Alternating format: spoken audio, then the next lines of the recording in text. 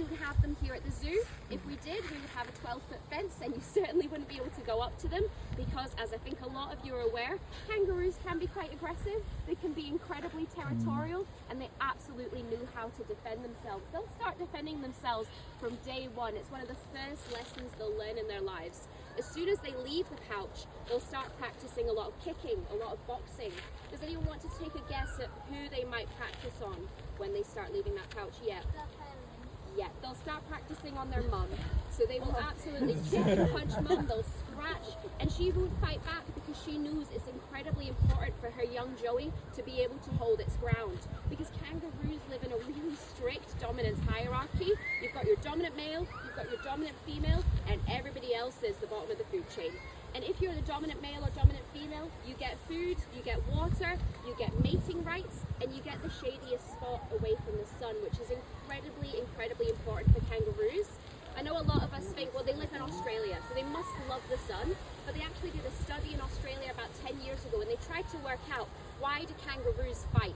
What is with all of this boxing? And they found that in 92% of cases, a fight was instigated because someone wanted a spot in the shade and they weren't getting it. So they are actually quite peaceful animals, and because we're here in Scotland, you don't see too much fighting going on in these groups. And as I mentioned there, Joeys will learn to fight from day one. They'll practice on mum, but otherwise they'll practice on other Joeys around the same height. And as they grow, they'll start practicing on the kangaroos that are a little bit taller as well. But your dominant male, or even just older males or older females, they won't fight the Joeys. Kangaroos need to be able to look you in the eye to fight. So if they can't do that, they'll actually back off. They're quite wonderful gentlemen in a lot of ways. They actually won't fight anyone who's significantly smaller than themselves, which is a really good sign, especially when kids run out onto the grass. We're not usually too worried about the kangaroos deciding to take a punch. But over here, our kangaroos are still incredibly strong, so I do recommend going out on the grass. Your kick from a kangaroo has about 350 kilograms of force, which is like being hit by a grand piano. So I do not recommend getting close to these animals, as much as they're relatively peaceful. I'll show you a little picture and hopefully you'll see for yourselves. They can be incredibly vicious with each other. They've got these really long claws, and you can see they've even evolved to tuck back their heads when they're taking a hit. They have to protect their noses, their eyes, their mouths, their ears, all of these critical senses. If they lose an eye, if their nose is impacted, it can have a knock-on effect. So we definitely see a lot of this going on. If someone gets upset, there's a lot of knocking back the head to make sure that they stay nice and safe. And these guys here are known as marsupials. Does anyone know what that word means, marsupial? Yes.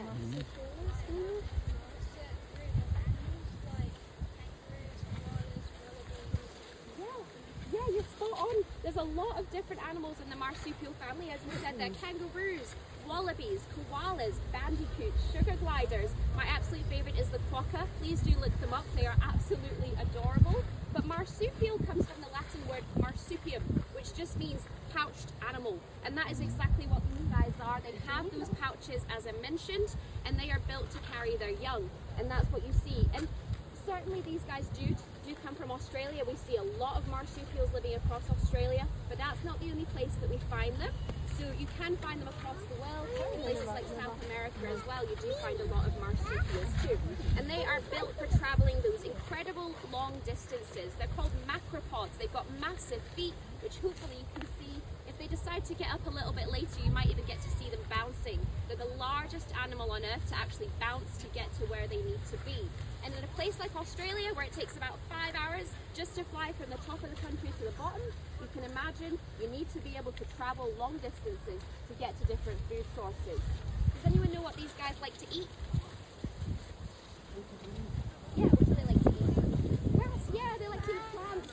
So I've popped out some eucalyptus for them. They like to eat ferns, they like to eat grasses. But as you can imagine, that doesn't give you a lot of energy, but they are built for being able to get from point A to Z on very little food, and they're also incredibly strong. So from where you're stood in the coat with the flowers, absolutely beautiful, they can bounce from yourself to that tree in one single bound. That's 9 meters. Humans don't even come close. So they are very strong, and those legs have something in them called elastic strain energy. What that means is they have springs to the legs, and actually the faster they bounce, the less energy they expend. So it works in their favor to be able to bounce those really long distances. They're not using a lot of energy at all. They're absolutely gorgeous animals, as I mentioned, very resilient animals. So we're not too worried about their numbers. There's about 2.5 times more kangaroos in Australia than there are people. So we're not too concerned. But as some of you will remember, there were some pretty bad bushfires that hit Australia about 4 or 5 years ago now. Over 1 billion animals lost their lives in those bushfires. So as you can imagine, 1 billion animals losing their lives is a huge, huge loss of life. Our kangaroos have been able to come back from that. They breed very, very well. They can have 3 joeys on the go at the same time.